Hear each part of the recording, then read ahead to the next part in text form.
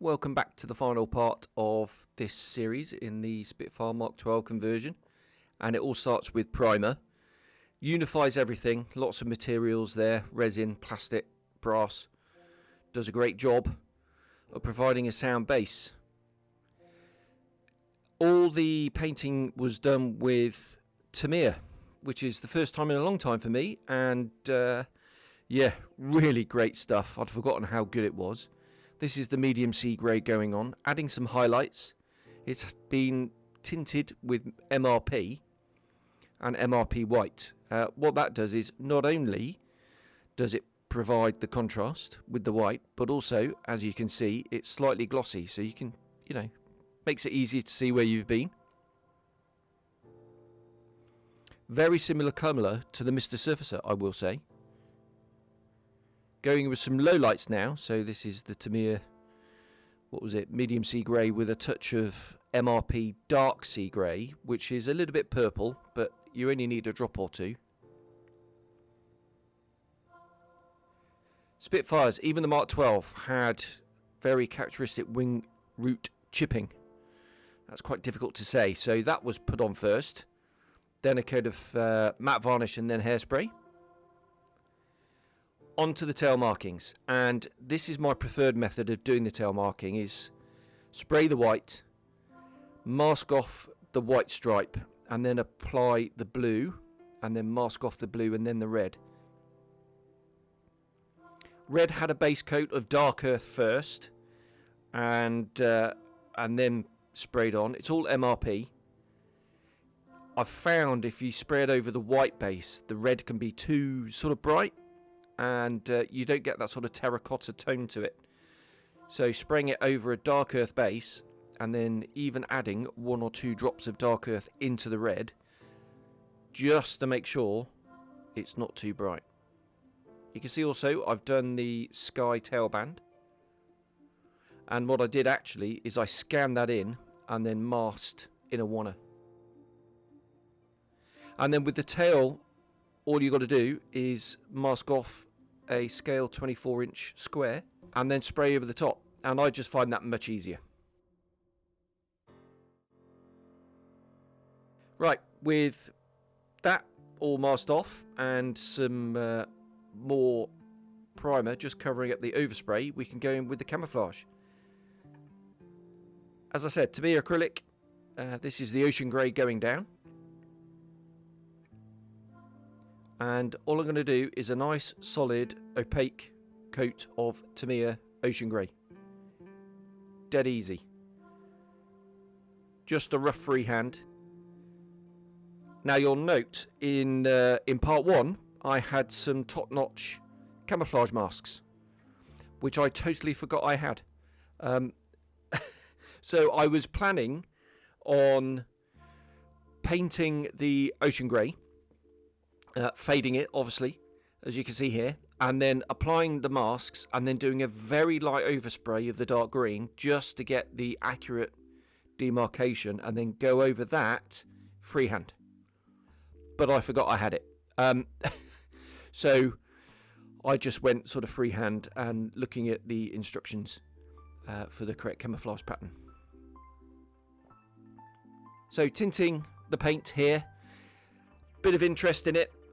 It lightens the paint. Ocean grey actually faded quite badly, not necessarily in a sort of patchy pattern as I'm doing here. It was a lot more sort of cloudy, if you like, if at all. But it's definitely lighter in the photos, and the contrast is definitely greater. And this does a good job of breaking up that outline. So it might not be 100% accurate for a Mk.XII, which actually they were very well maintained. They were polished, because for the Mk.XII it was all about speed, catching those FW190 tip and run raiders on the south coast, and then the V1 buzz bombs, the doodle bugs. So it was all about speed with these. But anyway, a little bit of artistic license, because we don't want a bland looking model, do we? Low lights now, so exactly the same as the underside. Going in with the low lights, a little bit of a I say darker mix. I think this was the neat colour actually untinted. So you can see how much I faded the base coat.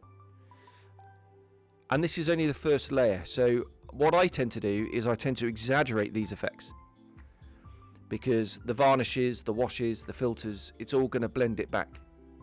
So that is the ocean grey complete, ready for the green. So as I mentioned, freehand, this is all about practice and experimentation. So experimentation with the consistency of the paint and the thinning, and air pressure and distance, and it takes a steady hand. So what I do is I outline the camouflage pattern, and I'm constantly referring to the instructions or the reference photos, which are just out of shot.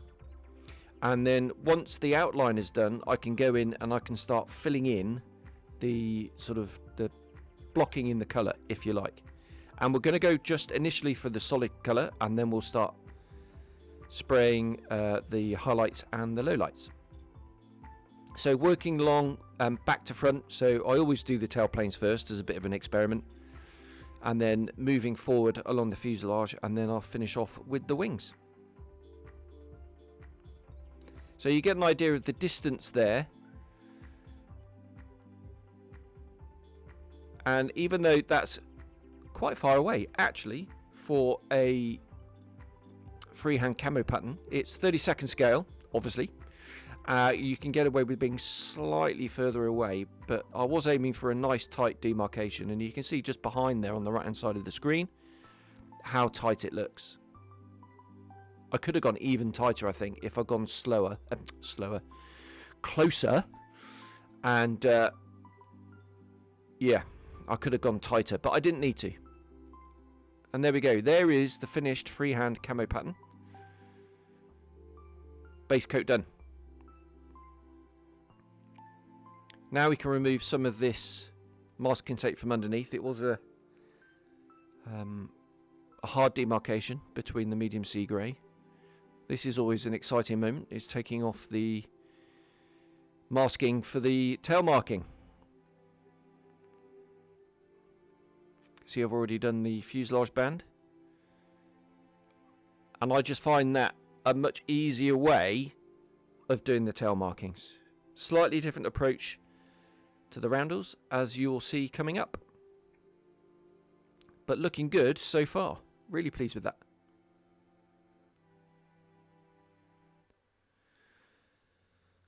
On to the wing root chipping, which is actually surprisingly difficult to say.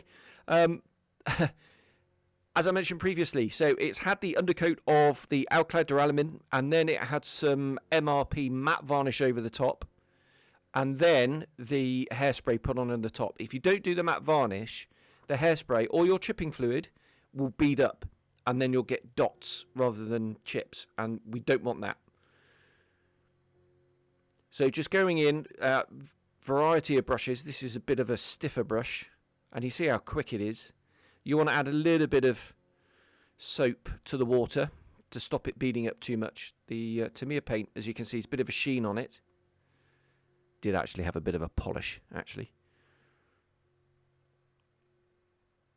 And as you see, just sort of looking at reference photos, and the Mk.XII did suffer from quite severe wing root chipping, even though it was they were generally well maintained.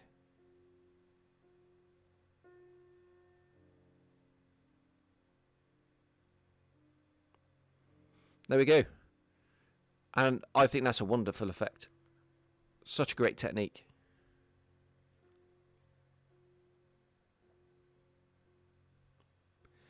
Yellow ID stripes on the leading edge. I had thought about painting these first and then masking them off, but actually it was with MRP, it was quite a straightforward job, just to give them an undercoat in white and then yellow over the top.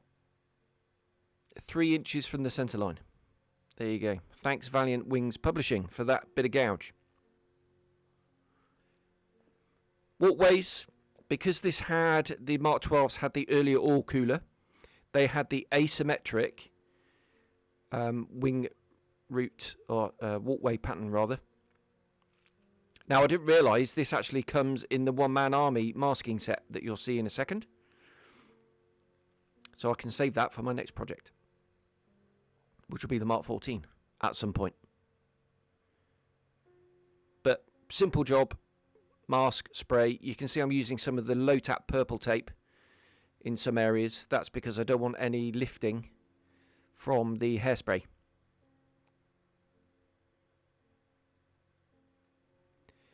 Okay, these are the masks from the Laminar Flow Designs set, and what Matthew's done is he's done the sort of male portion, is it the male? No, female portion of the mask with the panel lines, which makes it an absolute doddle to line up. So yeah, kudos for Matthew, that's really innovative. Thanks, mate. Dead easy. Just using some of the ammo purple tape as the transfer tape. I've got some transfer tape, but it's just not sticky enough. The male portion of the masks never stick to it. It's really annoying. So even though it's clear.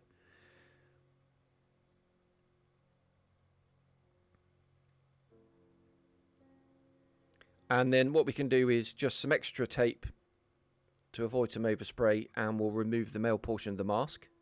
These are the paints I use, MRP. And actually the blue, I'll say, is maybe a little bit too pale, not quite intense enough, so eventually I did add a few drops of glossy blue just to darken it down a bit. But there you go. You can see I'm using the dark earth as an undercoat, and just to get rid of the camouflage demarcation underneath. And then we'll go in with the red, use the outer portion of the mask to line up the inner portion of the mask, and then we can remove the outer portion and apply that blue. This is the neat blue, so not the darkened one. So it does actually give a nice faded look, but I did add a few drops of the glossy blue to the fuselage markings, and I much prefer it. So I'm going to do that on my wing markings from now on. But I think that looks so much better than a decal. Look at that. Slightly more complicated on the underside, not only because it's 3 colours, but also these lumps and bumps, which is a bit of a pain. So once the white is sprayed down, I had a go at positioning the inner circle, didn't get it quite right. So put the outer circle on, and then reapply the inner circle. And I do find just holding the mask, as I've done there with the tweezers, I find it easier to get it accurately lined up. And just remove the outer portion of the mask. Try not to stretch it. You can stretch the vinyl, so you've got to be careful. And then I'll just go in with the hairdryer, because that will soften the vinyl and make it easier to just use the tweezers just to kind of press it down and burnish it down around those raised details.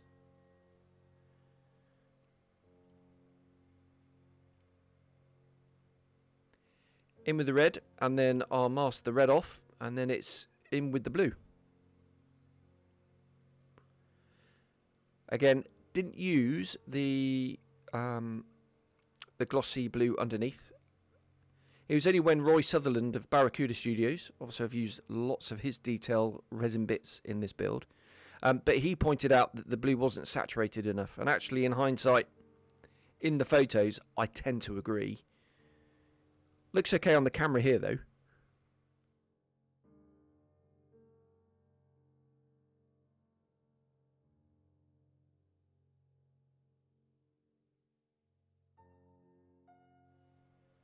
Okay, the moment of truth. Always exciting, but always a little bit of trepidation. Has it worked? Be careful with the tweezers, it's really easy to scratch the paint. And there we go. Pretty good. Pretty good. But I did go in and just touch up a little bit of more white over that bulge.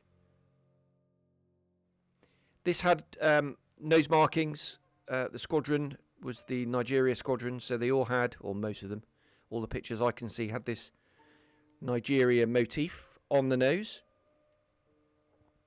Again, I thought about painting that area white then applying the mask and then the camouflage over the top. But MRP is really opaque paint actually, so no dramas there.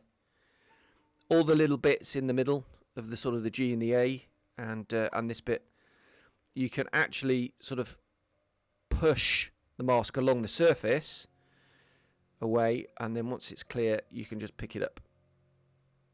And there we go. I think that looks brilliant actually.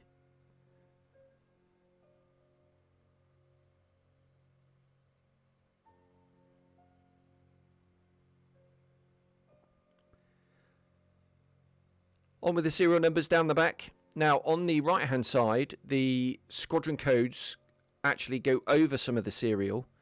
Obviously it's asymmetric, so not a problem on the other side. Desperately try not to scratch the paint underneath, because that will be a pain to try and touch up. And then we'll just pull the mask off. Not pure black, just a few drops of tire black in there. Right, these are the one-man army masks, and I've not used these before. And very rarely do I use the phrase game changer, but these are a game changer. Absolutely beautiful. They are laser etched, so not done with a cutting machine like traditional, you know, with a blade. It's all done by frickin' laser beams. And that means, you know, you can get the font right, and they're just amazing. Little bit of extra masking tape just to avoid overspray, but then carefully peeling the mask away to reveal a stencil. Look at that. Absolutely brilliant.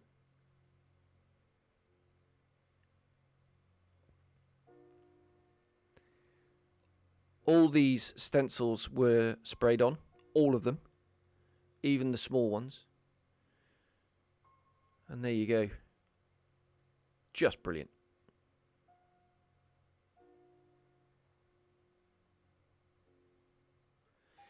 These were the only decals on the kit. I thought I'd just show a little bit of the fuselage roundels, how I went about that. I did each colour in turn. So I did the white first, then I did the yellow.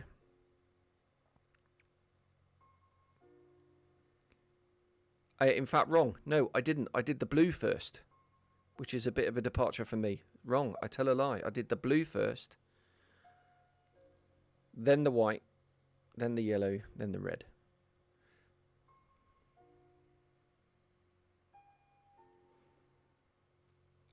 And then lastly were the squadron codes.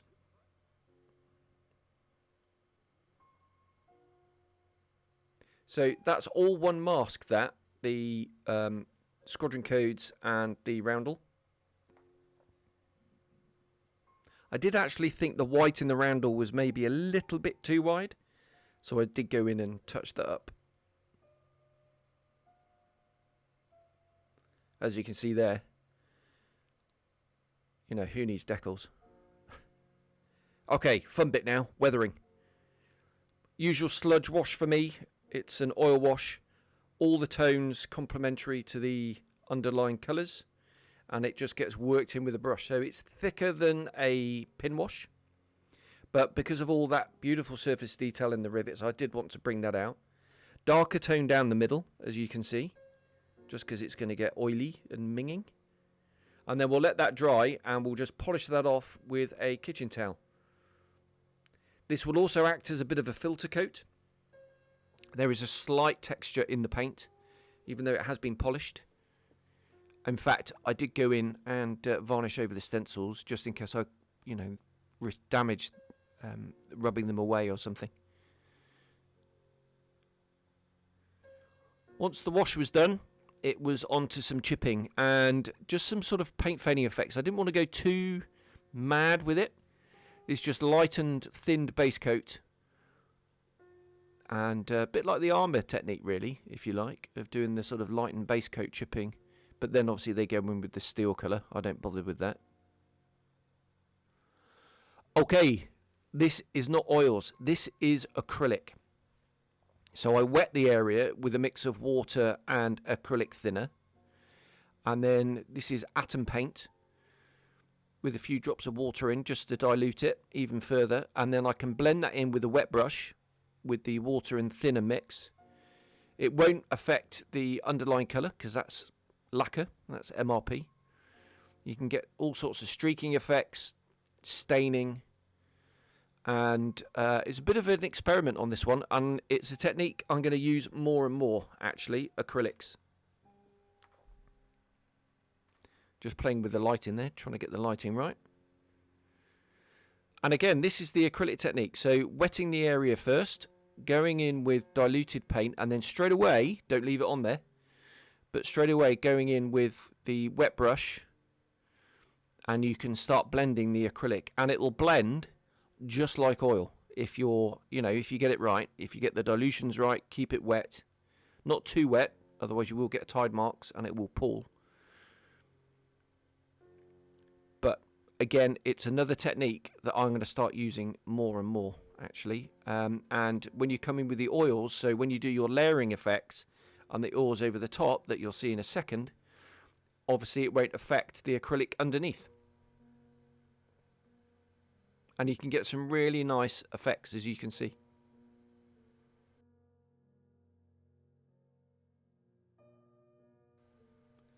And that is the finished result of the acrylic. I mentioned the oils, and here we go. So I'm using, here is Oil Brusher Black, and I do mix an oily tone as well and brush that on, and we'll just leave that for a little bit. You can hit it with a hairdryer to speed things up if you really want to. And then, so here is that oily tone going on, and then once that's kind of dried a little bit, we'll go in with other brushes and enamel thinner, and we'll go in and we'll blend that. And if you look at photos of the underside of Spitfires, they got really oily and minging, and it's something I wanted to do on this model. You know me, love my weathering, and I love my dirty Spitfires. So here we go, streaking the oil paints back. And the advantage of oils is obviously they stay wet for quite a time, so you can go in, keep blending, keep adjusting it, using the edge of the brush here to create different effects. And yeah, looks great. Some very subtle staining on the nose there, you can see from the filler, the fuel filler cap.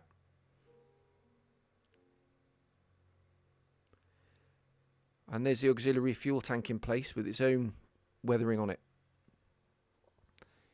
Ammo shaders. I thought I'd give this a go for the exhaust. The exhausts were painted in the same way as I normally do. I've got a separate video on that. I'll link that at the end. So just going in with the shaders first, and then this was Tamiya over the top, just because I didn't have the shader tone. And that wraps everything up. So thank you very much. This was a fabulous project. Thoroughly enjoyed it. Kudos to Matthew at Laminar Flow Designs for the conversion set. And I'll leave you with some final pictures. So I'll see you next time. Cheers. Bye-bye.